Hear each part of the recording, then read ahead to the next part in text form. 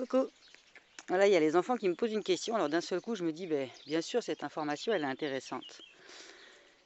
On a des fraisiers dans le jardin. Et puis, les fraisiers, ça a tendance à faire des stolons. Donc, des petites tiges comme ça, qu'on voit bien ici. Et ça va, hop, faire un nouveau bébé. Et puis, qui va faire des racines. Et comme ça s'étale de partout. C'est le principe de fonctionnement du fraisier. Et du coup, ils sortent évidemment des zones de plantation. Et en l'occurrence, ils se retrouvent sur des coins où on tond. Et quand on passe la tondeuse, il se retrouve ratiboisé et en gros, il se développe, mais on n'aura jamais de fraises. Donc j'ai voulu les prendre, les retirer, les déplacer. Et plutôt que de les remettre au même endroit, je les emmène au potager. Comme ça, d'une part, vu que les poules, il y a de fortes chances qu'elles mangent nos fraises, et on a plus de chances, nous, d'en manger. Vu que la tondeuse passe dessus et qu'ils n'en feront jamais, ici, ils ont des chances de faire des fleurs et des fraises. Mais le gros intérêt des fraisiers, c'est que c'est un couvre-sol et que ça fait quand même un bon système racinaire. Et du coup, les racines, ça tient la terre.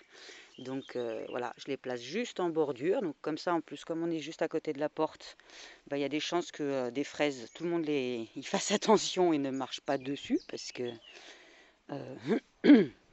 on les aime, on les voit et du coup, on les écrase pas.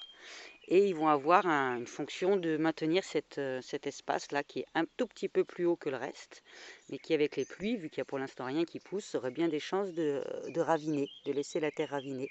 Donc ces fraisiers vont avoir une triple fonction, bien marquer l'espace à l'entrée, même si on est près du grillage, il faudra peut-être que je mette quelques branches ici pour empêcher les poules de venir manger les fraises du premier fraisier.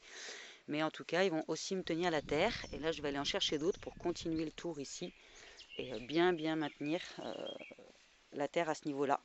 Sans compter que, comme je disais juste avant, c'est bien sympathique d'arriver au potager et d'avoir tout de suite des fraises. Il est évident que ensuite les feuilles de betterave que j'ai plantées ici hier, et puis la courgette surtout, ça va faire de l'ombre aux fraisiers, mais vu que les fraises auront déjà été récoltées quand les grosses feuilles de la courgette vont arriver, ça ne devrait pas se gêner mutuellement. Voilà, je vous souhaite une belle journée. À tout bientôt.